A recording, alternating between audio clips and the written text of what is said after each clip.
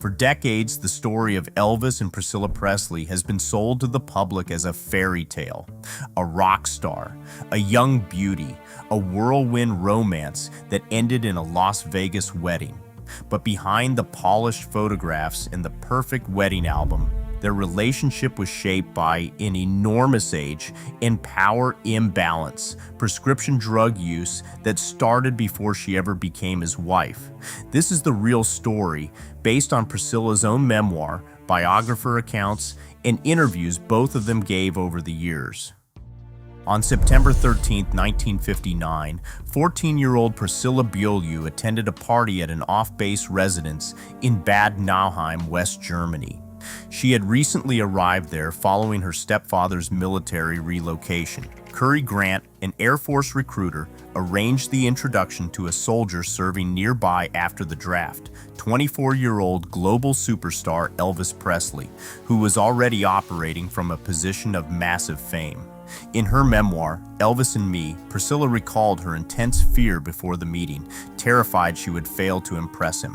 When she arrived, Presley took command of the room. He played songs on the piano, sang for the guests, and directed his immediate personal attention toward her. He introduced the teenager to his grandmother, Minnie May, and kept her out until 2 in the morning. But biographer Peter Guralnick's account in Careless Love reveals this was no exclusive courtship. While pursuing the 14-year-old, Presley was simultaneously involved with 19-year-old Elizabeth Stefaniak, who lived in his quarters during this same period. From their very first evening, this encounter established power first and romance second. Priscilla was a young observer entering a world completely controlled by an older global star, laying an unequal foundation that would dictate her entire youth.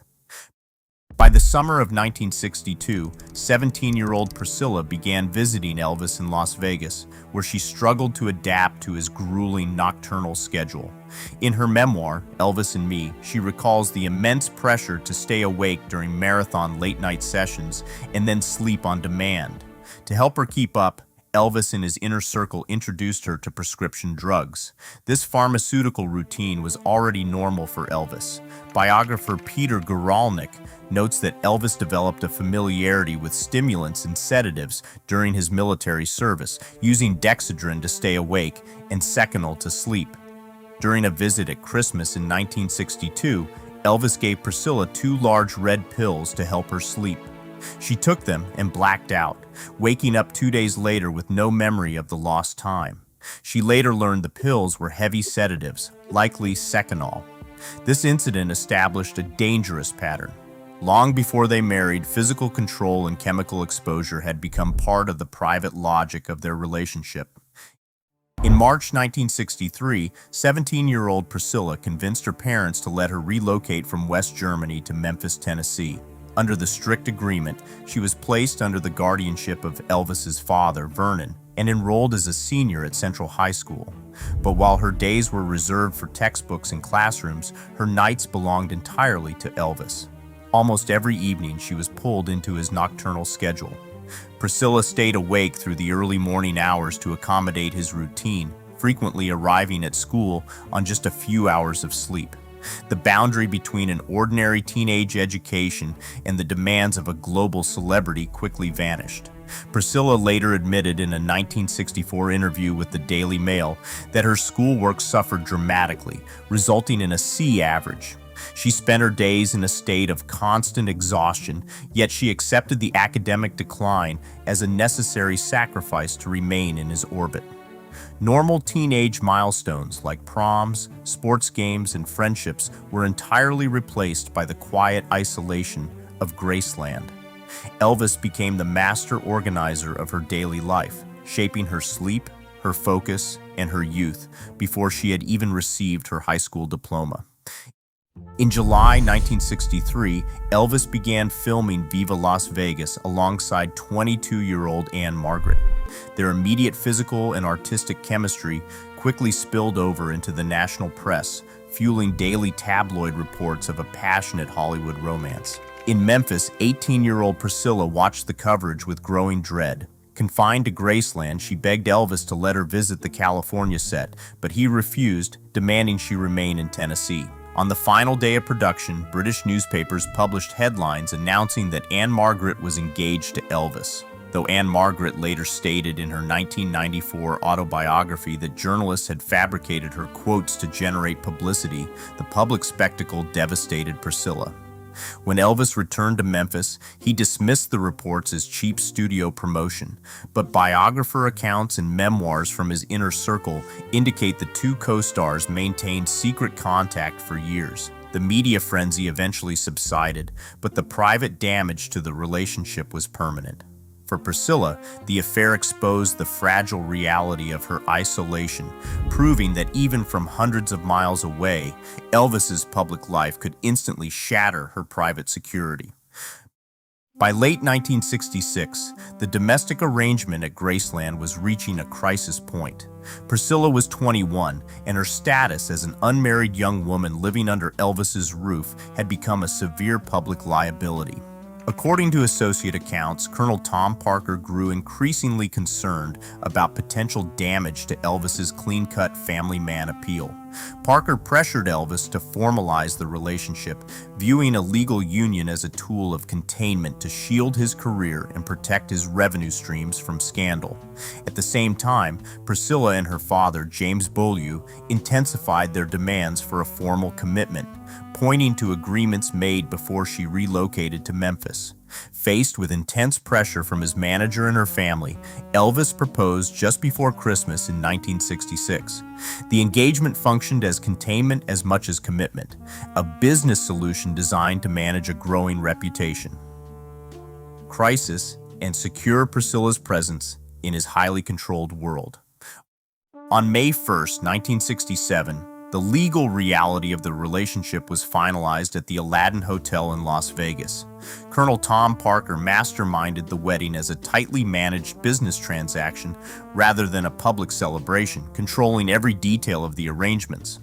Parker kept the guest list restricted to approximately 30 people, meaning that most of the Memphis Mafia, Elvis's closest friends and daily companions, were entirely excluded from the ceremony. This exclusion created immediate friction within his inner circle, as loyal companions who had protected Elvis for years were pushed aside in favor of business associates selected by his management. To evade the press, the couple arrived through a rear service entrance. Associate Jerry Schilling later recalled standing at the hotel's back door to receive them, ushering the couple quietly into the building. The civil ceremony, officiated by Nevada Supreme Court Justice David Zenoff, lasted exactly 8 minutes. But behind this efficient public display lay accounts of profound private hesitation. A cook who worked for the Presleys later recalled finding Elvis crying backstage shortly before the ceremony. According to this account, Elvis expressed immense distress, stating that he felt he did not have a choice. What the public celebrated as a romantic fairy tale was a heavily orchestrated operation designed to shield a valuable commercial asset, leaving a 21-year-old bride and a conflicted star legally bound.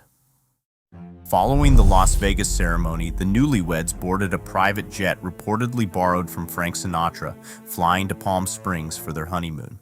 According to Priscilla's memoir, this wedding night marked the first full consummation of their relationship. For years, Elvis had insisted on delaying physical intimacy, claiming a desire to preserve her purity until they were legally wed, a boundary that kept her in a state of prolonged emotional suspension. But the transition to married life brought pressure rather than relief. Within weeks of the wedding, Priscilla discovered she was pregnant. The news immediately sparked intense anxiety within the household. Elvis worried deeply about how fatherhood would impact his career and his carefully managed image as a youthful, sexually available rock and roll star. Caught in this high-pressure environment, Priscilla later admitted that she seriously considered ending the pregnancy.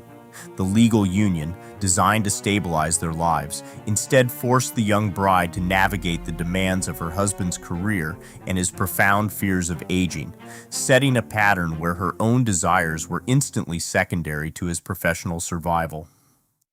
On February 1st, 1968, Priscilla gave birth to their daughter, Lisa Marie Presley. But parenthood did not bring the couple closer together. Instead, their physical relationship quietly ended. According to Priscilla's memoir, Elvis and Me, Elvis struggled with an aversion to making love to a woman who had given birth. Initially, he explained the sudden distance by telling her she simply needed more time to recover from childbirth. But as the months passed, their physical intimacy never returned, leaving Priscilla to face her new role as a mother in near-total isolation. While Elvis resumed his heavy schedule of touring and filming, Priscilla remained behind, confined to the quiet rooms of Graceland. To fill the long hours of solitude, she began taking private dance lessons in Memphis. Priscilla wrote in her memoir that her intense loneliness eventually led to a brief affair with her instructor. The relationship lasted only a short time, but it exposed the severe emotional and physical void at the center of her life, laying bare the quiet distance that now defined her marriage. For a young wife who had spent years conforming to Elvis's world, the brief affair was her first real step outside of it. While Priscilla was expected to remain completely devoted and largely confined within the gates of Graceland, a different set of rules applied to Elvis. His inner circle treated his constant infidelities as routine. Memphis Mafia member Sonny West later documented how women were regularly flown out to join Elvis in Las Vegas, Lake Tahoe, and Palm Springs.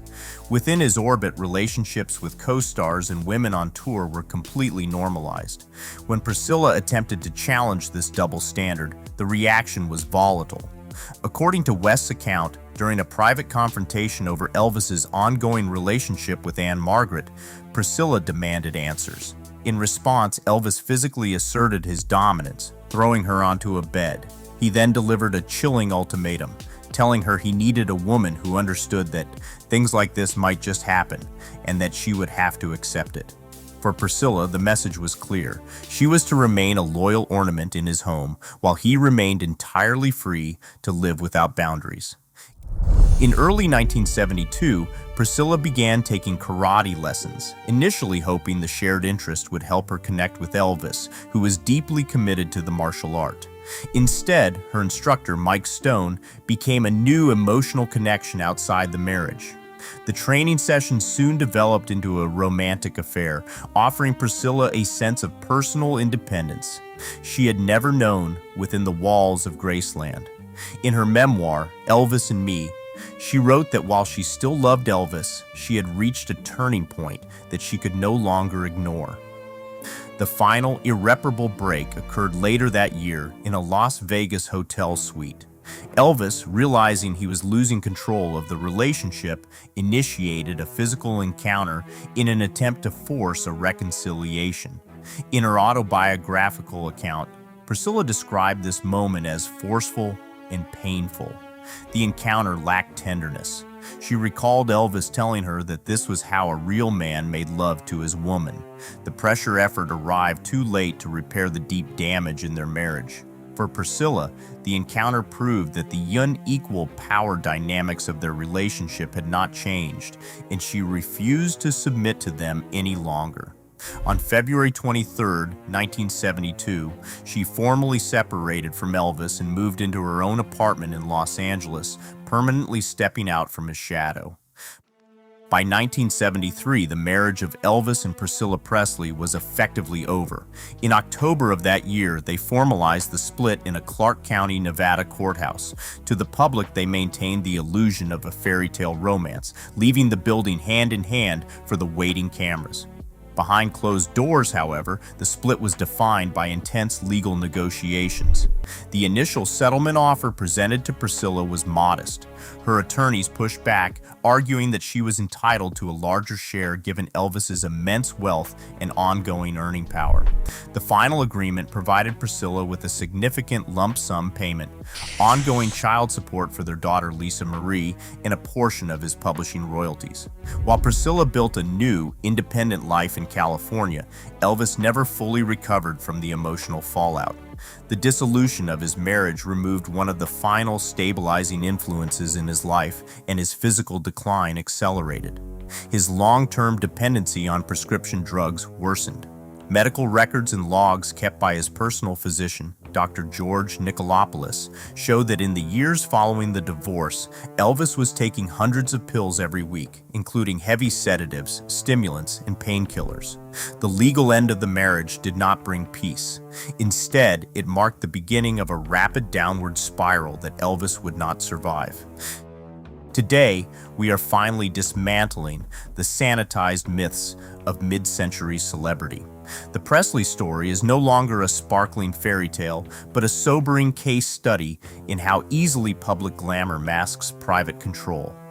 As we re-examine these narratives, the lesson remains. The cost of protecting a legend is almost always paid by the vulnerable. What do you think? Share your thoughts below.